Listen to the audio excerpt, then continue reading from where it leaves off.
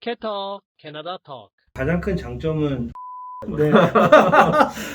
사실 정말 솔직히 말씀드리면은 꼭 외향적인 성격만 이제 상담은 해드립니다. 캐터 캐나다 톡. 여러분 안녕하세요. 캐나톡 캐톡입니다.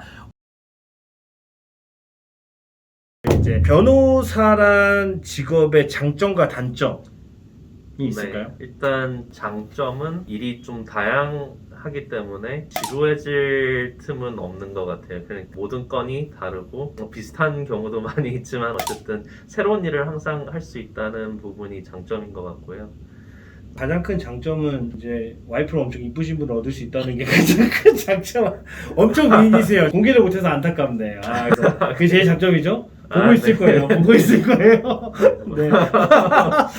단점으로는 특히 이제 소송 변호사들은 항상 뭔가 문제를 해결을 해야 되는 그런 일을 많이 하는 편이어서 확실히 문제가 뭐 쉽게 해결되는 경우도 있지만 쉽게 해결되지 않는 그런 문제들을 만약에 해결을 해야 되게 된다면은 그게 항상 이제 머리에 맴도는 약간 그런 게 있습니다. 그래서 뭐 집에 가든 뭐 다른 걸 하고 있다가도 갑자기 생각이 들면은 일이 다시 그 문제가 생각이 들고요. 이제 이래서 자유해질 수가 없네요. 그럴 때는. 네, 좀 그런 게 있는 것 같아요. 특히 이제 좀 오랫동안 맡아왔던 사건이 계속해서 해결이 안 된다거나 그럴 경우에는 항상 그게 머리에 맴돌고 거기서 벗어날 수 없는 그런 게 있는 것 같아요. 그래서 변호사님 뭐 다들 동기가 틀리겠지만 변호사가 되려고 했던 이유. 사실 정말 솔직히 말씀드리면은 처음에는 꼭 변호사가 되겠다 뭐 그런 생각이 있어서 했던 건 아니고요.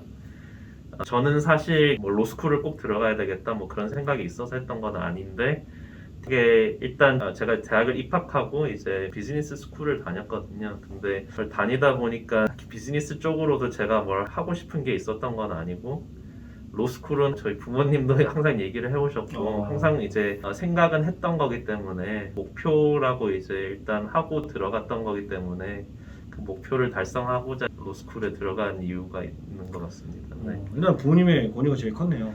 처음 시작한 거는 그런 것 같습니다. 효자네요. 저는 부모님 하나도 아무것도 안 했는데 지금은 참 감사할 것 같아요, 그죠? 네, 지금은 잘 만족하고 있습니다. 네. 그러면은 궁금한 게 이제 저희가 이걸 하는 이유는 많은 분들이 말씀하신 것처럼 전문 분야를 많이 바꾸세요. 많은 분들이 돌아가시고 저희도 이제 아이들을 키우는 입장에서 좀 잘 알았으면 좋겠어서 좀 내 성격과 맞는지 사람들이 궁금해해요. 물론 변호사라는 직업 자체도 아까 말씀하신 것처럼 뭐 싸우는 변호사 아니면 서류적 변호사, 소송 변호사 이제 이게 다 다르겠지만 어느 성격이 제일 좀 그래도 맞겠다 싶으신지 성향상으로. 일단 문제를 해결해 나가는 걸 어느 정도 뭐 보람을 느끼신다거나 거기에서 이제 만족을 하셔야지 되신 것 같습니다. 항상 새로운 문제가 발생하기 때문에 매일매일 소송 변호사는 특히 조금 더 심하고요. 이제 솔리시터 변호사들도 문제가 항상 발생을 합니다. 그래서 예상치 못했던 문제가 발생했을 때 그거를 어떻게 해결을 해 나가야 되고 그걸 풀어 나가는 걸 어느 정도 즐기실 수 있어야 되시고요. 그런 문제들이 발생했을 때 너무 스트레스를 받으신다거나 그러시면은 직업이 좀 힘들 수가 있습니다. 문제를 해결해 나가는 게 어느 정도 적성에 맞으시면은 거기에 보람을 느끼시면은 가장 좋으실 것 같고요. 꼭 외향적인 성격만 변호사가 될 수 있는 건 아니고요. 저도 되게 내성적이거든요. 그런데 이제 내성적이어도 할 말 있을 때 할 말만 할 수 있으시면 됩니다. 자기 클라이언트를 변호를 해주는 입장으로서 클라이언트에게 이제 불이익이 가는 걸 원치 않으시고 최대한 잘 변호를 해주실 수 있는 그런 성격이면 되시거든요. 내성적이어도 충분히 변호사 일 하실 수 있으시고요. 외향적이면은 당연히 더 어드밴티지가 되는 경우는 있습니다. 제 생각에는 다른 변호사들이랑 협상을 한다거나 이제 이견을 좁혀가는 과정에서 대화를 많이 주고받아야 될 때가 많거든요. 그럴 때 도움이 어느 정도 될 수는 있는데 내성적이어도 충분히 가능합니다. 저는 궁금한 게 마지막 질문입니다, 여러분. 마지막 질문. 한국 분들은 그런 겁을 내세요. 이게 만나서 상담해도 돈을 받잖아요. 네, 그런 대부분, 분들도 뭐 대부분 많으시고요. 그러니까 한국에서 네, 그런 네. 인식이 처음에 이제 뭐 상담할 때도 되게 부담스러웠거든요. 변호사 사무실 문턱이 되게 높으신 분들도 많아요. 사실은 이제 네, 지인이 네. 없으면 이걸 가야 되나 말아야 되나 막 궁금해하시는 것도 많고 그래서 네.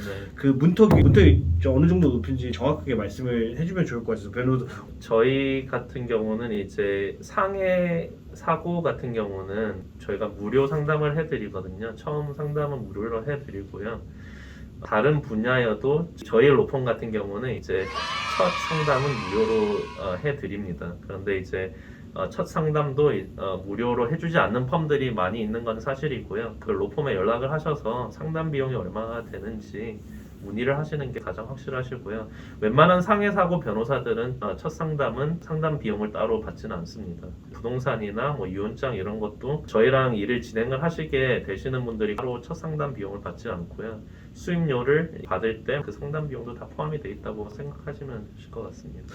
부담 안 가지셔도 돼요. 저도 옛날에 좀 무섭거든요. 저 경찰만 봐도 좀 무서운 스타일이어가지고 더 이러고 머리 아프고 왜 그러지? 제가 뭐 잘못한 건 아니에요.